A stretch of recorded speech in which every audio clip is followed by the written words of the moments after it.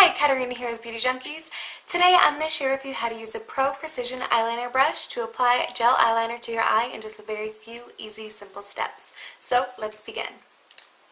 Starting off by taking your brush and whatever gel eyeliner that you may be using. You could also be doing this with any type of formula that you like, whether it be a powder formula, whether it be a liquid formula as well. The key is just using a brush like this to create that beautiful, perfect liner. What you want to do is start here at the outer portion of your eye. I like to do dabbing motions at first, just to get some product laid on there.